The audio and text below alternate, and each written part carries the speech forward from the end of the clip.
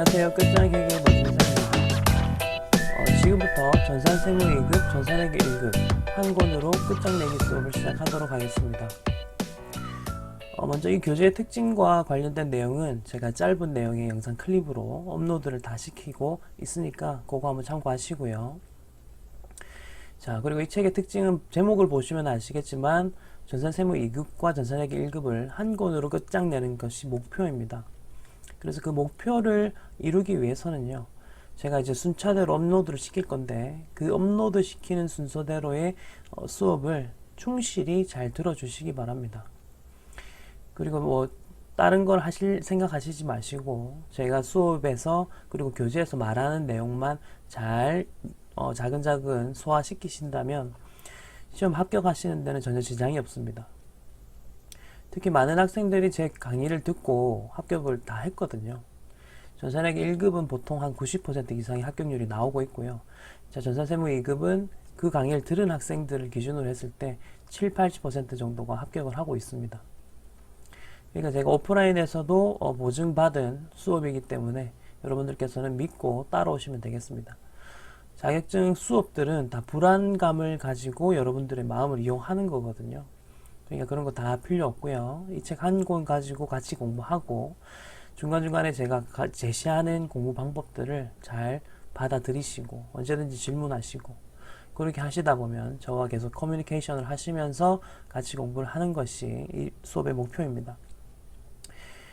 그리고 아무래도 이제 제가 혼자서 이렇게 영상을 찍는 거기 때문에 뭐 1대1 가위하는 컨셉으로 수업을 진행을 하겠습니다. 그러니까 이제 옆에 있다라는 생각으로 수업을 일단 진행을 하고요. 그리고 수업 듣기 전에 하나 주의사항이 있다면 회계 기초가 아직 안 되신 분들, 그러니까 이제 회계를 처음 하시는 분들은 제가 이 영상의 아래쪽에 링크를 걸어 둘 건데요. 그 링크를 보시고 회계 기초 강의를 좀 듣고 오시기 바랍니다. 회계 기초 강의를 듣고 와야 되는 이유는 이제 용어들에 대한 부분 때문입니다. 용어들을 여러 가지로 제가 설명을 좀 드릴 건데 그걸 기초에서 수업을 좀 듣고 오셔야 되고 이제 수업 중에는 당연히 여러분들께서 그 용어를 아신다라고 생각하고 제가 수업을 진행하겠습니다. 자, 그럼 바로 시작을 하겠습니다. 먼저 첫 번째 이론 부분은 재무회계입니다. 자, 회계 맨 처음에 나오는 게 이제 회계란 무엇인가라는 부분이죠. 그래서 맨 처음에는 회계란 무엇인가에 대한 이야기부터 시작하겠습니다. 자, 우선 회계는요, 우리 수업과는 관계없이 보통 많이 하는 말이 회계는 기업의 언어이다 라는 표현을 많이 쓰고 있습니다. 그래서 이 언어적인 관점으로 우선 잠깐 회계를 설명을 좀 드릴 겁니다. 예를 들면 우리가 영어를 배우죠. 영어를 배울 때 맨 처음에 문법을 배우고요. 그리고 단어를 외우고 뭐 그런 것들을 통해서 작문을 하고 그리고 이제 독해를 합니다. 자, 이걸 이제 회계라는 부분에 연관지어서 보자면 이제 언어학적 관점에서 같이 한번 보는 거예요. 문법은 회계에서는 거래의 8요소라고 부릅니다. 거래의 8요소는 문법으로서 우리가 이제 언어를 만들 때 작문 같은 거 할 때 문법에 맞춰서 작문을 하잖아요. 그래서 회계에서도 거래라는 것을 장부에 작성할 때 문법이 있습니다. 약속인 거죠. 그게 이제 거래 8요소라고 하고요.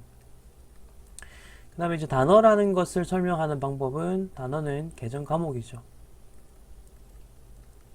우리는 사과는 영어로는 애플이라고 하고 외우죠.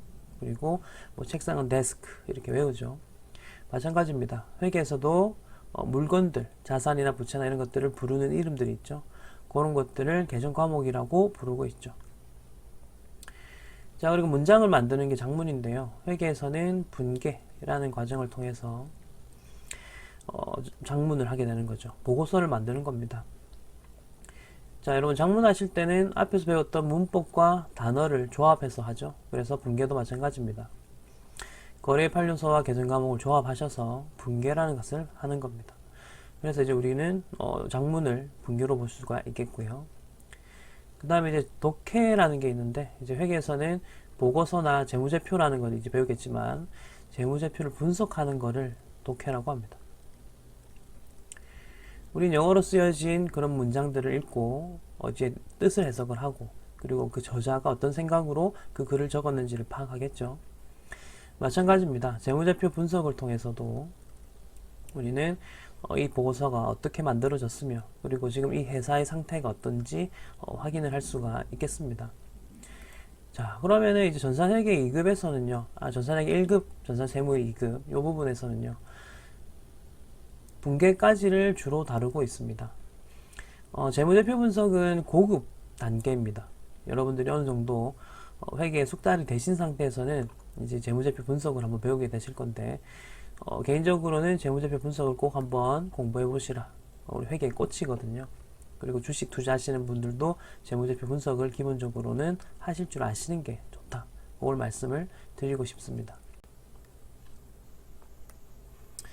자, 회계는 이해관계자들에게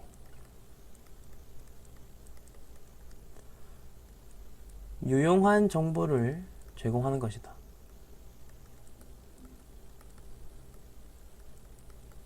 요 문장, 요 단어들로 시작이 됩니다. 그래서 시험에서도 이 키워드가 중요하거든요. 이해관계자, 유용한 정보 제공. 요 회계의 정의를 여러분 키워드로 암기를 하시기 바랍니다. 이건 이제 시험에 나오는 부분이고요. 자, 그럼 이해관계자의 뜻은 무엇이냐 하면 여기서 말하는 이자는 회사와 이익의 관계, 그리고 해자는 손해의 관계.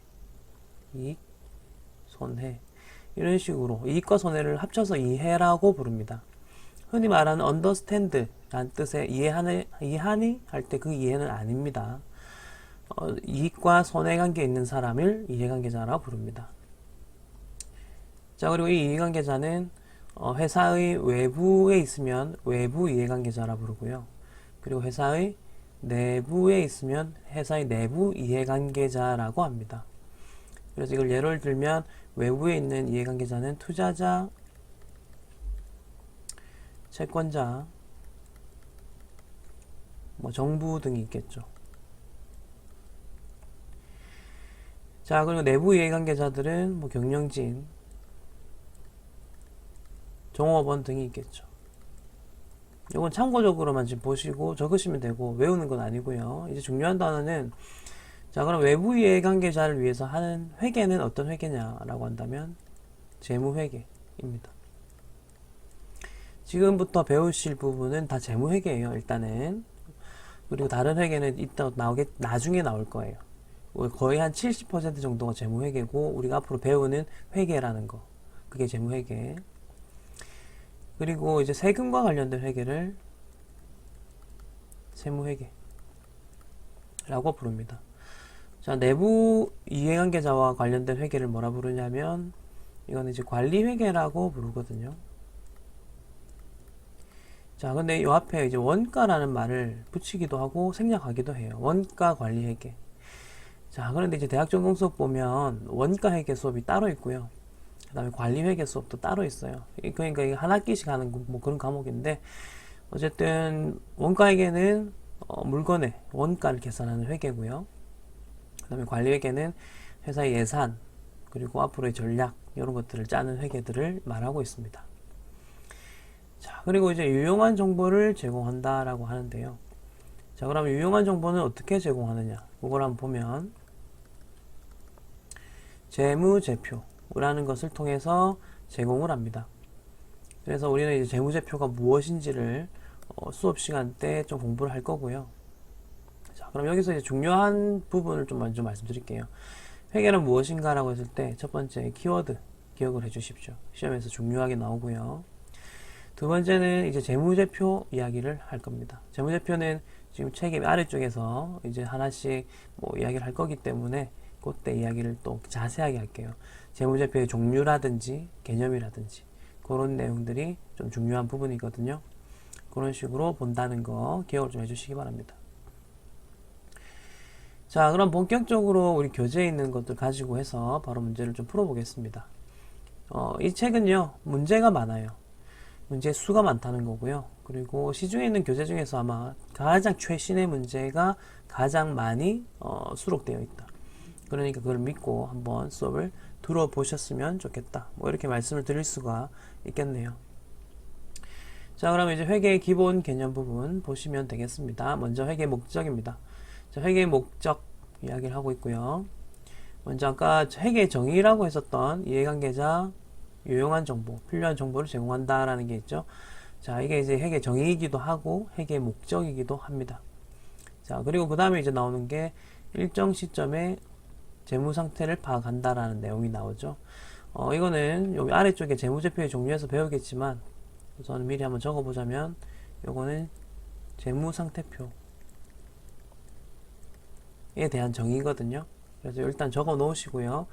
이따가 이제 자세하게 또 이야기합니다. 그리고 회계 목적입니다.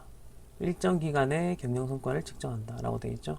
자, 이 부분은 손익계산서의 정의입니다. 요것도 아래쪽에서 배우겠고요. 회계 기초하셨던 분들이라면 요거 이제 다 배우고 오신 거죠. 자, 그래 보시면 되겠고 이제 바로 문제를 풀겠습니다. 자, 여러분 문제 푸실 때 주의사항을 하나 알려드릴게요. 이제 문제를 풀 때는요, 방금 제가 이론 설명하고 지금 문제를 풀죠. 잠깐 멈추세요. 일지정지 누르시고 여러분이 풀고 그 다음에 제가 하는 해설을 보시면서 맞는지 확인하십시오. 그리고 해설만 보고 맞는 게 확인하는 것만 중요한 건 아니라 제가 이제 정답이 아닌 오답에 대한 설명도 추가적으로 할 거거든요. 그러니까 그런 부분이 있다면 추가적으로 필기를 좀 하시기 바랍니다. 이제 그런 식으로 진행을 한번 해보도록 하겠습니다. 먼저 1번입니다. 재무보고의 목적이 아닌 것은 돼 있고요. 1번 투자 및 신용 의사결정에 유용한 정보 제공. 키워드는 뭐 보통 유용한 의사 정보 제공입니다. 그리고 미래 현금 예측에 유용한 정보를 제공한다. 그리고 4번 재무상태, 현금 흐름, 자본 변동 등의 재무 정보를 제공한다. 요거 이따가 배우는 재무제표의 종류에서 나올 거니까 그것도 자세하게 하겠습니다. 답은 3번이고요. 자, 이제 어떤 부분이 틀렸냐면 장기적인 의사결정 성과평가에 관한 환경적 정보, 이 부분이 틀렸습니다. 이 부분이 틀린 거죠. 환경적 정보라 함은 이제 뭐 경제적, 그리고 주위에 있는 상황들, 뭐 이런 것들을 이야기하는 건데, 이제 회계만으로는 그런 것들을 다 제공할 수는 없어요. 그거는 이제 다른 변수이기 때문에 회계 정보에서는요, 그냥 그 회사의 재무 정보라든지 뭐 혹은 그 회사의 뭐 자산 부채 자본, 수익 비용과 같은 이런 정보들만 제공을 하는 것이거든요. 그래서 환경적 정보는 좀 더 폭넓은 정보이기 때문에 요거까지는 제공을 할 수가 없다. 이제 그런 식으로 특히 이거는 이제 구분하기가 힘든 거거든요. 그래서 답은 3번이 되겠습니다. 자, 요거는 이제 뭐 완전 기초적인 문제라 3문제가 최근에 나왔었고요. 자, 바로 이제 재무제표의 종류를 해보겠습니다. 아까 전에 유용한 정보를 제공하는 방법으로서 재무제표 이야기를 했었잖아요. 그래서 이제 재무제표가 나옵니다. 재무제표의 종류 5가지 보이시죠? 우선 요거 암기하십시오. 암기하라는 거는 지금 잠깐만 멈추시고요. 여러분들이 혼자서 적을 수 있을 정도로 꼭 암기를 하십시오. 저는 모든 걸 암기하라고 안 합니다. 시험에서 중요한 것들, 자주 나오는 것들만 암기하라고 할 거니까 제가 암기하라고 하면 꼭 멈추시고 지금 하십시오. 나중에 암기해야지 하지 마시고 지금 멈추시고 한 1분 정도 빨리 외우신 다음에 암기를 하세요. 첫 번째 암기 포인트 말씀드렸고요.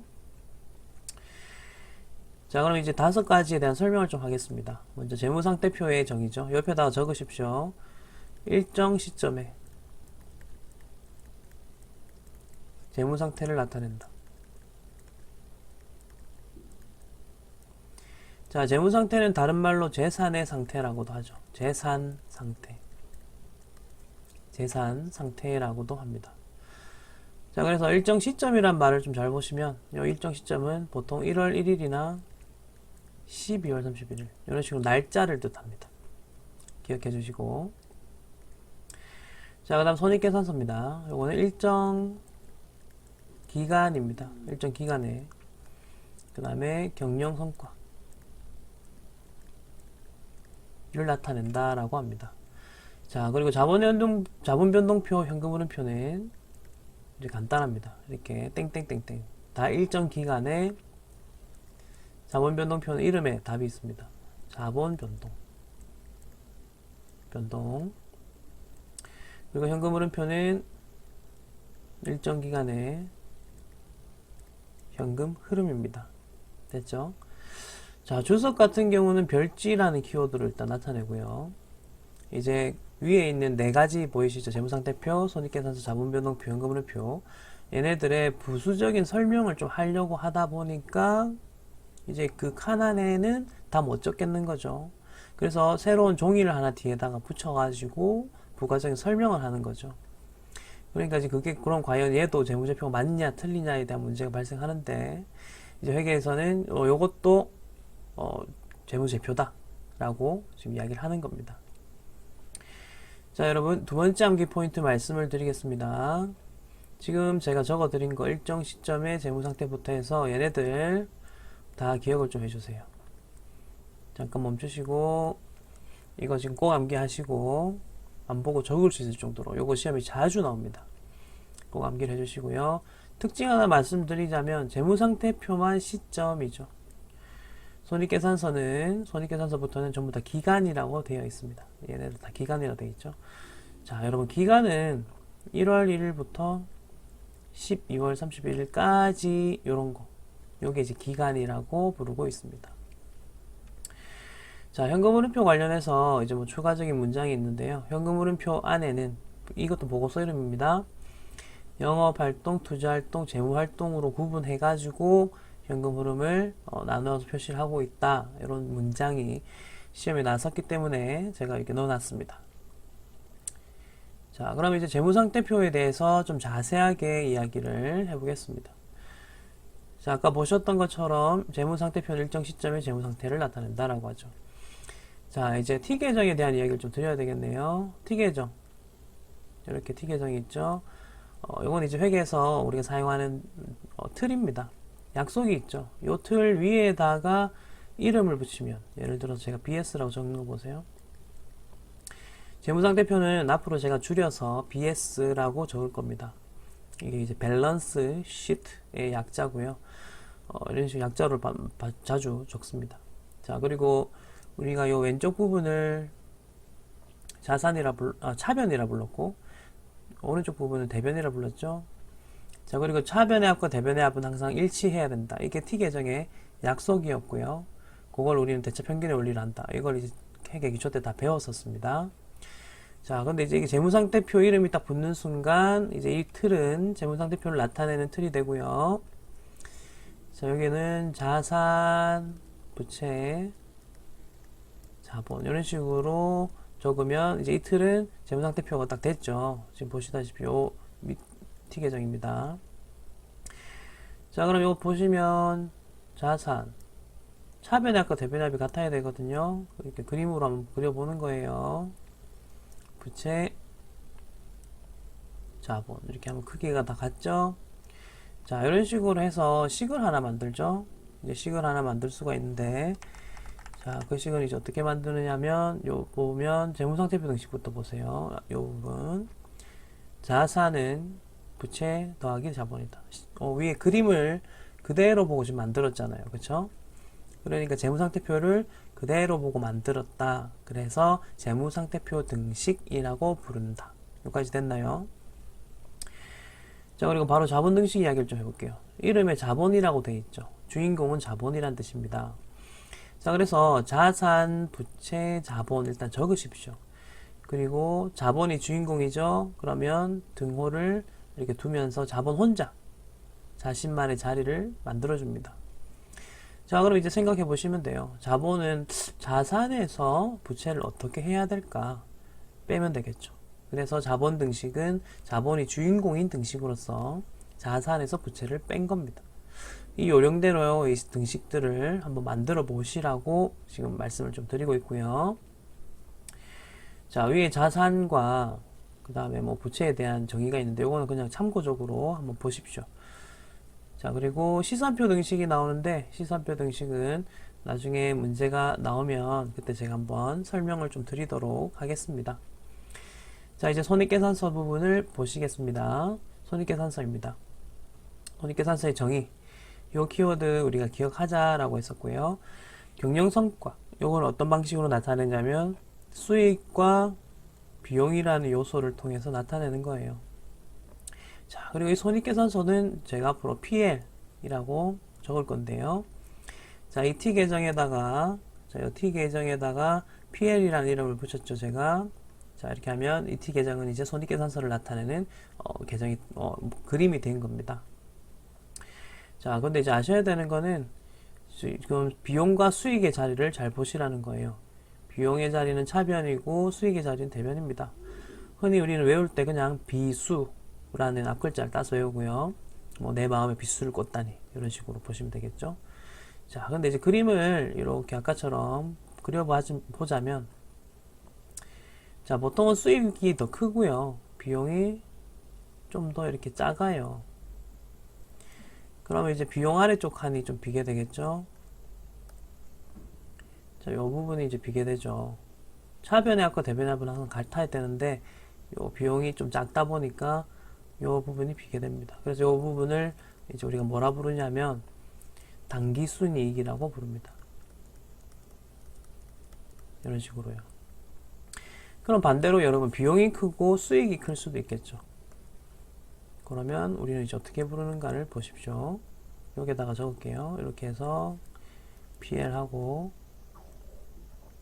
비용이 더 클 수도 있다 있죠. 비용이 더 크고 수익이 만약에 더 작다면,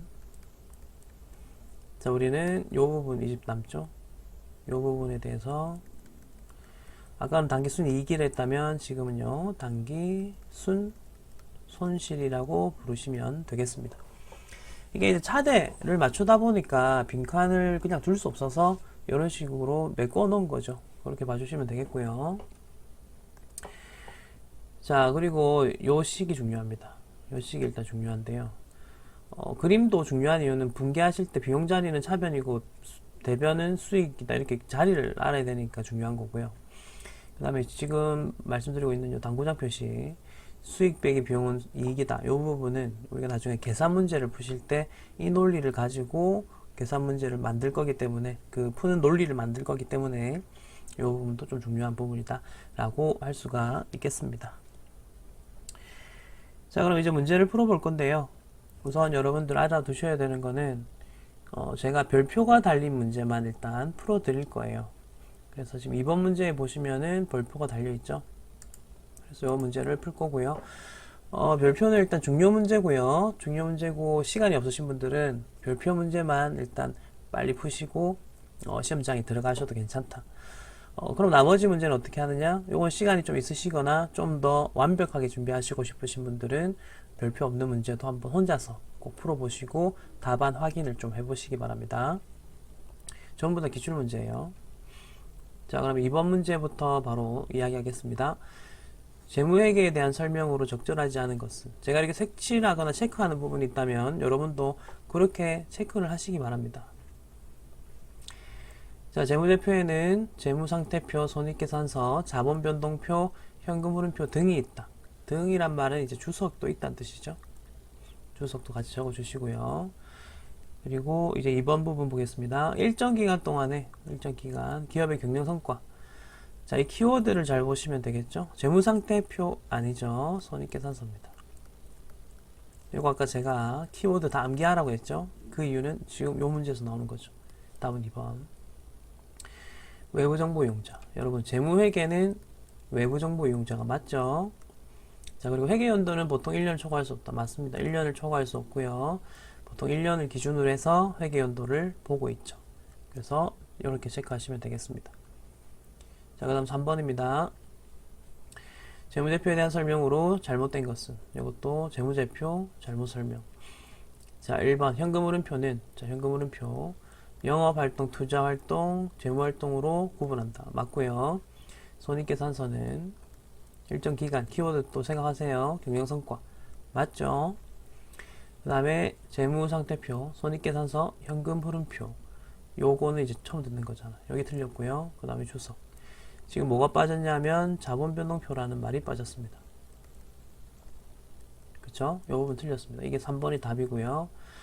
자, 주석은 우발 사원과 같이 재무제표에 인식되지 않는 항목에 대한 추가 정보를 포함해야 된다. 자, 여기는 무슨 말이냐? 재무제표라는 다른 재무제표에 이직되지 않은 항목에 대해서 추가적인 설명을 별지를 통해서 이제 설명하는 게 바로 주석이라고 부르는 겁니다. 맞습니다. 자, 이런 문장들은 4번과 같은 문장은 그냥 한번 이렇게 눈으로 보시고, 이런 문장이 있구나 라고 참고하시기 바랍니다. 자, 그러면 이제 5번 부분을 볼 건데요. 발생주의에 따라서 작성되지 않는 재무제표는 뭐냐라고 하죠. 자, 우선 발생주의가 뭡니까? 사건이 발생했을 때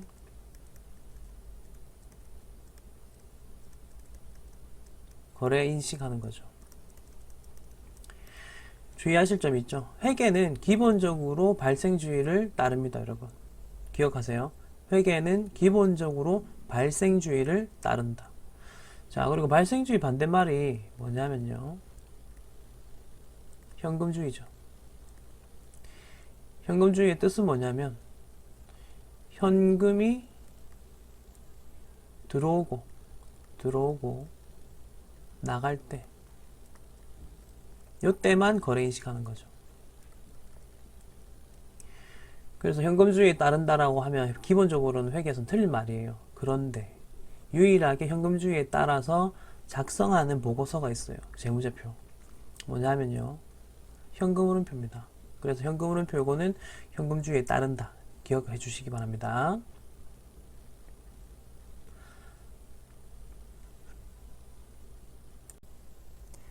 네, 다음으로는 재무상태표 작성 기준부터 해서 이론 정리를 또 해보도록 하겠습니다.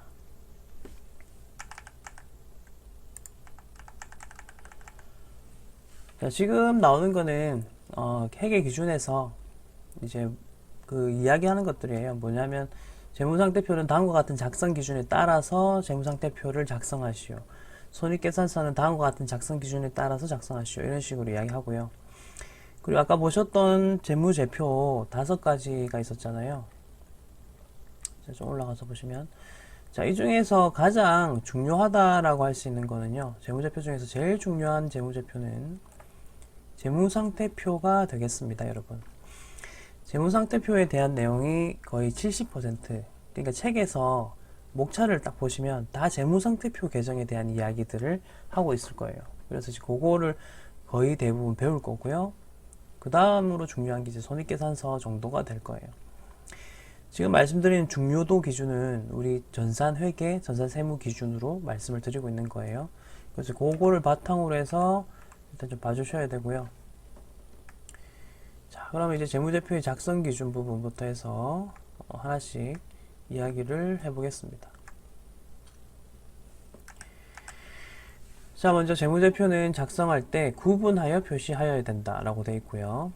뭐 구분한다라는 말은 자산, 부채, 자본으로 구분하고, 그 다음에 자산은 또 유동자산, 이런 식으로 구분하는 걸 말하거든요. 그 구분하는 거는 지금 아래쪽 그림에 보시면 요 그림을 말하는 거예요. 이런 식으로 구분해라. 자, 그 다음에 총액주의란 말이 있거든요. 회계는 무조건 총액이다. 이렇게 기억하셔도 좋습니다. 회계에서 이제 순액이라는 말이 나오면 틀린 말이 되거든요. 그래서 회계에서는 기본적으로 총액주의가 무조건 맞고, 총액주의를 하는 이유는 총액의 뜻은 이제 여러 가지 금액들을 전체적으로 다 보여준다는 뜻이 되겠죠. 그렇기 때문에 이제 그렇게 전체적인 정보를 다 보여주려고 하는 이유가 많은 정보를 보여주면 정보 이용자들이 봤을 때 좀 더 유용한 정보가 될 거 아닙니까? 예를 들어 볼게요. 자, 예를 들면 제가 재무상태표를 차변만 일단 하나 그려보겠습니다. 이거 나중에 이제 다 배울 것들인데요. 먼저 건물이라는 걸 이렇게 적고요. 건물이 이렇게 1억 원짜리다 라고 적었겠습니다. 이건 1억 원 주고 건물을 샀다 이거든요. 자, 근데 이제 건물도 시간이 지나면 가치가 감소하는 자산입니다, 여러분. 자, 그래서 밑에 뭐라 적냐면 감가상각 누계액이라는 거를 적어요. 요거 유형자산 가서 다 배울 거니까요. 지금은 그냥 느낌만 보세요. 자, 거기에다가 1000만 원이라고 적었어요. 자, 여러분 회계에서는 괄호를 쳤다는 말은 뺀다는 뜻입니다. 자, 그럼 이 건물의 지금 현재 가치는 얼마입니까? 1억 원짜리를 지금 시간이 지나서 1000만 원 감소가 되었으니까 9천만 원이죠. 자, 이렇게 적는 게 순액법이 아니라 이렇게 적는 게 총액법이거든요. 자, 그럼 순액법대로 적어볼게요. 순액법에 맞춰서 이제 적어보면 건물 9천 끝. 여기 다예요. 근데 이게 무슨 뜻이겠어요? 지금 여러분들은 총액법에 따라서 봤을 때는 이거 얼마 주고 샀는지 확인이 되죠. 처음에 건물 1억 원 주고 샀네. 확인되시죠? 그리고 지금 가치가 1,000만 원만큼 하락했네. 그러므로 지금 가치는 현재 가치는 9천만 원이네. 이런 식으로 이야기할 수 있잖아요. 근데 순액법에 따르면 그냥 9천만 원 어쩌라고? 왜 이렇게 됐지? 몰라요. 자, 그러면 회계는 왜 총액법을 쓰는지 아시겠습니까? 뭐 이런 이유 때문이에요. 회계의 목적, 정보 이용자들에게 유용한 정보를 제공하는 거. 그거 때문에 그렇습니다. 자, 그 다음에 1년 기준이라고 해서 이제 회계에서는 1년 이내이면 유동, 1년 이후이면 비유동이라고 부릅니다. 이거 이따가 약속인데요. 우리가 1년 이내, 1년 이후, 저번에도 하나 배웠던 게 있는 것 같은데, 회계 기초에서. 자, 1년 이내이면 계정 과목에 단기라고 붙었죠. 그리고 1년 이후이면 계정 과목 이름에 장기라고 붙던 거를 본 것 같아요. 그렇죠? 그래서 같이 기억하시면 돼요. 세 가지입니다. 세 개씩 기억하세요. 어떻게 기억하냐? 1년 이내 유동 단기 세 개 한 세트. 그 다음에 1년 이후 비유동 장기 또 세 개 한 세트겠죠. 그런 식으로 기억을 하시면 되겠습니다. 자, 그 다음에는 단독 출제도 된 적이 있는 부분인데요. 유동성 배열법이라는 겁니다. 자, 이 유동성 배열법의 뜻은 밑에 적혀 있습니다. 자산과 부채는 유동성이 높은 이라고 되어 있죠. 유동성이 높다라는 말은 U자는 있을 U자고 동자는 움직일 동이겠죠. 그러니까 많이 움직인다. 그 말은 옆에 보십시오. 환금성 혹은 현금화라고 되어 있죠. 내가 가지고 있는 이 자산이 며칠 내로, 뭐 3개월 이내로 혹은 뭐 1년 이내로 이런 식으로 이야기할 수 있잖아요. 그렇게 현금화가 되면 이제 그게 기간이 짧을수록 현금화가 빠르다. 그거는 유동성이 높다라고 표현하고요. 회계 장부를 만들 때는 유동성 높은 거를 위로 올립니다. 자, 그럼 이거 오답을 어떻게 만드냐면요. 높은을 낮은 이라고도 하고요. 혹은 작은 이라고도 합니다. 왜냐하면 높은이란 말 대신에 큰이라고도 하거든요. 그래서 이제 반대말이 나왔을 때 오답이라는 그 사실을 여러분들께서 좀 기억을 하셔야 되겠습니다. 자, 그리고 잉여금 구분의 원칙이라는 게 지금 나와 있는데, 잉여금 구분의 원칙은 요 밑에 그림을 보시면 이제 재무상태표 그림입니다. 잉여금이 이렇게 두 개가 있어요. 그래서 이 두 개로 구분해서 이야기를 한다, 나타낸다 라고 해서 잉여금을 구분한다 라고 표현을 합니다. 지금 이 그림은 제가 손익계산서 요거 작성 기준 하고 다시 말씀드릴게요. 자, 손익계산서의 작성 기준 기본적으로 발생주의를 따른다. 자, 여기에서 나오는 게 바로 아까 우리 회계는 발생주의를 따른다 했었죠. 근데 아까 반대말이 뭐였냐면 현금주의 이라고 했었고, 현금주의를 나타내는 재무제표 뭐였습니까? 현금 흐름표는 현금주의에 의한다 했잖아요. 유일하게. 그런 거 확인해 주시고요. 자, 실현주의 같은 경우는 이제 수익을 인식하는 방법인데, 실현, 물건을 줬다. 그러면 이제 팔았다가 되거든요. 그때 이제 실현주의라는 표현을 쓸 수가 있는 겁니다. 자, 그리고 이제 수익 비용 대응의 원칙이라는 게 있죠. 수익이 발생하면 그거에 대응되는 비용도 발생한다 라고 하는 내용인데요. 요거는 가장 대표적인 요 예시만 보시면 돼요. 매출액이라는 거, 물건을 팔았을 때 금액을 뜻하겠죠. 물건을 팔았을 때 그 수익 금액이 있다면 그거에 해당되는 원가 금액도 같이 인식이 되겠죠. 그거를 수익 비용 대응의 원칙이라고 부르는 겁니다. 자, 손익계산서도 총액주의로 가는 거 똑같고요. 이것도 반대로 말하면 이제 뭐 순액주의가 되겠지만, 이제 손익계산서 또한 회계는 그냥 무조건 총액주의다. 이렇게 기억을 해주시기 바랍니다.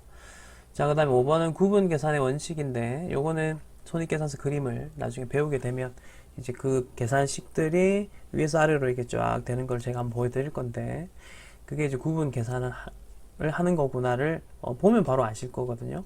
그래서 그때 가서 보면서 또 이야기를 하겠습니다.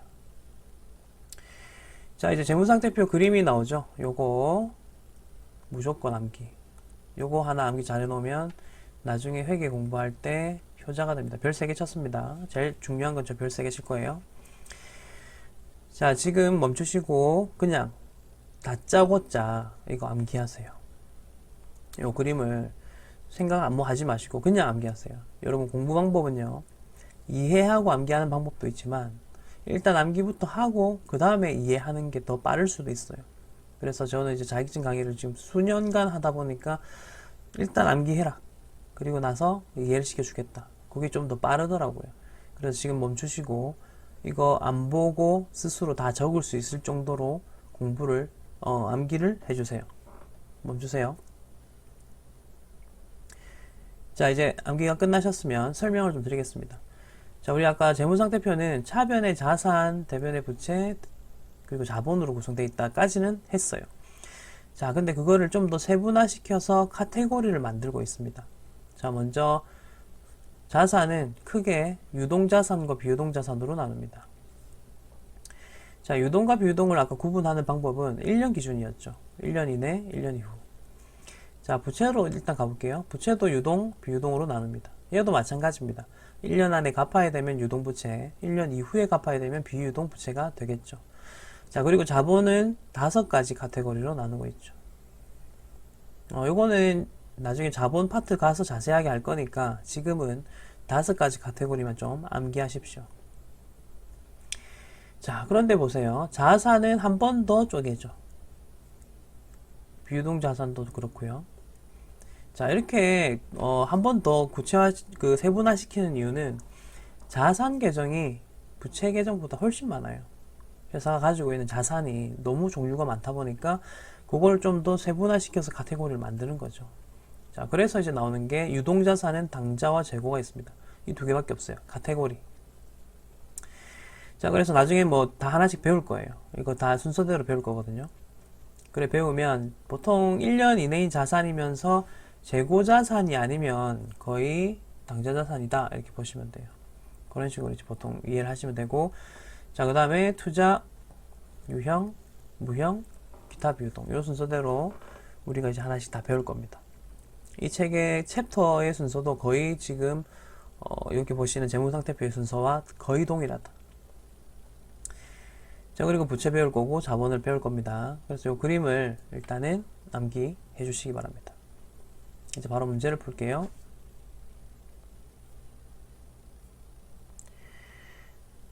자, 우선 별표 문제를 풀어야 되니까 바로 3번 문제부터 갑니다. 자, 다음 중 일반 기업회계 기준에 따른 유동성 배열법으로 나열할 경우 순서가 올바른 것은 무엇이냐. 자, 유동성 배열법 순서라는 말은요, 요 그림을 외우셔야 된다는 거예요. 당좌부터 시작하죠. 당좌, 재고, 투자, 유형, 무형, 기타 비유동. 이것도 사실 유동성 배열법에 따라 적힌 거예요. 유동성이 높은 게 위에 있고 낮은 거일수록 밑으로 내려간다는 거죠. 부채도 마찬가지고요. 자, 그래서 그러한 기준에 따라 보신다면, 자, 유동성 배열법 이렇게 적혀 있고요. 그러면 지금 계정 과목 이름들이 하나씩 나오죠.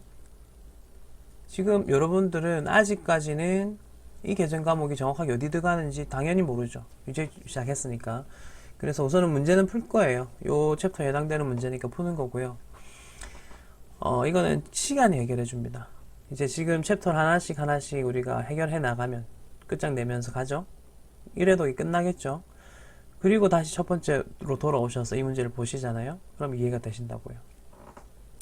여러분, 공부는 한 번만 보는 거 아니에요. 책을 3번 이상은 보셔야 돼요. 그래서 1회독을 하고 다시 돌아오셨을 때는 여러분들이 아는 게 좀 더 많이 있는 상태고 보는 눈이 다르겠죠.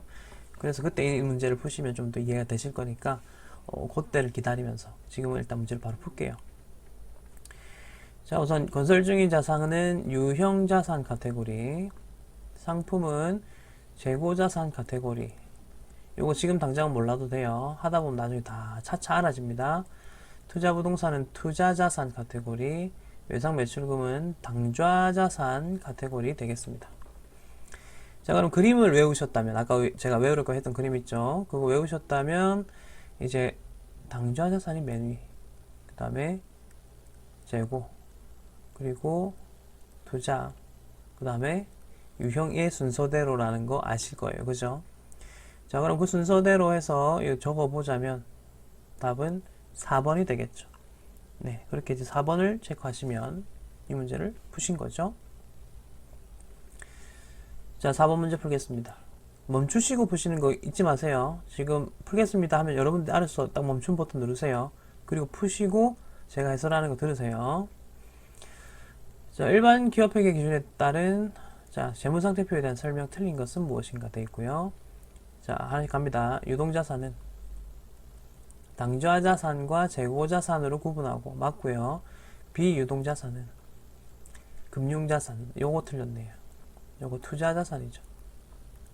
투자, 유형, 무형, 기타 비유동. 답은 1번 틀렸습니다.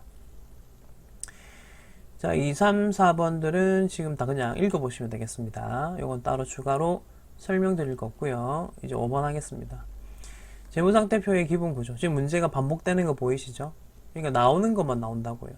그러니까 그걸 잘 기억을 해 주십시오. 자산과 부채는 유동성이 작은. 이 부분 틀렸죠. 큰. 유동성 배열법에 대한 설명이거든요. 자, 아까 유동성 배열법은 단독으로도 나올 수 있고 이런 식으로도 나온다 했죠. 중요한 부분. 1번이 틀렸습니다. 자, 자산은 유동과 비유동으로 나누고 비유동은 투자, 유형, 무형, 기타 비유동. 이거 다 외웠던 거. 자본은 자본금. 이거 제가 카테고리 외우라 했던 이유 아시겠죠?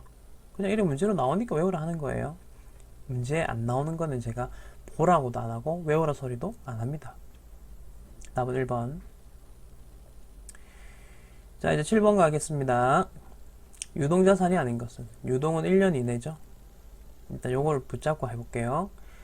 장기 미수금 중에서 1년 이내에 실현되는 부분, 요거는 잘 보십시오. 어떤 말을 하는 거냐면 장기 미수금, 원래는 1년 이후에 받기로 했던 겁니다. 미수금은 받기로 한 돈이거든요. 자, 근데 어느덧 시간이 지나다 보니 이제 남은 기간이 1년 이내가 남은 거죠. 그러면 원래는 장기였지만요, 이렇게 1년 이내가 되는 순간 유동자산에 해당되는 카테고리로 계정 과목을 바꿔줍니다. 재분류를 해야 돼요. 그래서 요거는 이제 유동자산이 맞다라고 표현할 수가 있겠고요. 자, 두 번째 좀 중요한 단어가 하나 나와요. 정상적인 영업주기.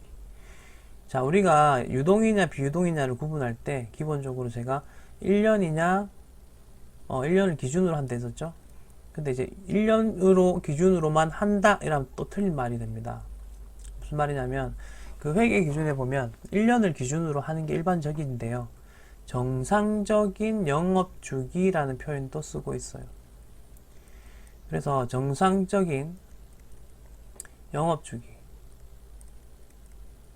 이내이면 유동, 정상적인 영업주기를 넘어간다. 이후이면 비유동, 이런 식으로도 구분합니다. 그래서 모든 회사가 1년 기준으로 결산하지 않아요. 어떤 특수한 업종들은 6개월 이런 식으로 해서 영업주기를 구성하기도 하거든요. 그래서 그런 6개월과 같은 것들은 정상적인 영업주기 이런 표현을 쓰고 있습니다. 자, 그래서 정상적인 영업주기 이내에 실현된다 라고 했으니까 얘도 유동이 맞습니다. 얘도 이제 유동이 맞고요. 자, 근데 이제 3번이 답인데 보세요. 현금 및 현금성 자산. 요거 자체는요, 여러분 당좌자산입니다. 얘 자체는 당좌자산에 속하는 계정 과목 혹은 카테고리거든요. 자, 근데 앞에 이 말 때문에 사용에 제한이 있다. 때문에 얘가 유동자산이 될 수 없어요. 기본적으로 유동자산에 속하는 애들이라도 사용에 제한이 걸려버렸다라고 한다면, 혹은 사용의 제한 말고 이런 말도 써요. 질권 설정. 질권이 설정됐다라는 표현도 쓰거든요. 이렇게 되는 순간 요거는 제한이 걸려버렸기 때문에 1년 안에 돈으로 못 바꾼다는 뜻이죠. 그래서 우리는 유동자산으로 볼 수가 없습니다. 자, 4번이 이제 왜 맞느냐면 얘는 단기 보이시죠? 아까 키워드 3개 같이 기억했죠? 1년 이내 유동 단기, 그렇게 키워드를 같이 기억하셨기 때문에 그걸 떠올리시면 되는 겁니다. 7번의 답은 3번. 이제 9번 하겠습니다. 회계 기간 종료일이 12월 31일인 경우, 요거는요, 이제 결산하는 날짜를 뜻하는 거겠죠. 회계 보고 기간 종료일은 끝나는 날인데, 이때 보통 결산을 하겠죠. 결산일이라고도 해요. 유동자산이 아닌 것은. 자, 여기서는 이제 어떻게 찾으시는가 볼게요. 7월 1일, 전부 다 7월 1일에 취득을 했다고 합니다. 자, 근데 지금 유동자산을 12월 31일 시점으로 지금 보자는 거거든요. 그래서 12월 31일 시점으로 봤을 때는요, 이제 1년 이내인가 아닌가를 좀 따져볼게요. 자, 내년 10월 말이면 12월 31일의 시점에서는 1년 이내가 되죠. 자, 그리고 두 번째도 내년 10월 말, 얘도 1년 이내고요. 자, 근데 이거 보세요. 투자 목적으로 2년 후라고 돼 있죠. 7월 1일로부터 2년 후래요. 그럼 올해 12월 31일이 됐다고 해서 1년 이내가 남았다라고는 할 수 없죠. 얘는 1년 이후. 그리고 이건 단기 매매 목적 보이시죠? 취득하는 시점에 애초에 1년도 안 되는 기간이 남았던 거거든요. 그러면 12월 31일 입장에서 봤을 때도 1년도 안 남았죠. 자, 답은 3번입니다. 3번은 왜 답이냐? 지금 12월 31일 시점으로 봤을 때도 1년 넘게 남았기 때문이다. 그렇게 해서 9번의 답은 3번. 자, 그 다음에 11번 보겠습니다. 자, 다음 중 재무상태표 및 손익계산서에 대해 잘못 설명한 것은 무엇이냐라고 되어 있고요. 하나씩 읽어볼게요. 재무상태표 손익계산서. 자산은 재무상태표 이야기하는가 봐요.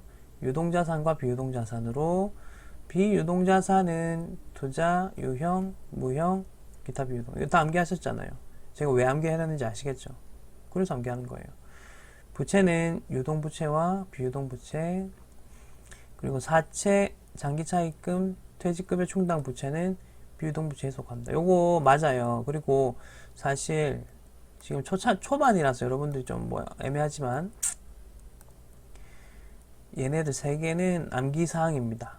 요거 나중에 제가 부채 부분 할 때 비유동부채는 딱 세 개만 암기하세요 라고 할 거거든요. 그게 지금 보시는 사채, 장기, 퇴직급여 충당 부채가 있습니다. 물론 그때 하나를 또 추가를 해드릴 거지만 그건 그때 가서 이야기합시다.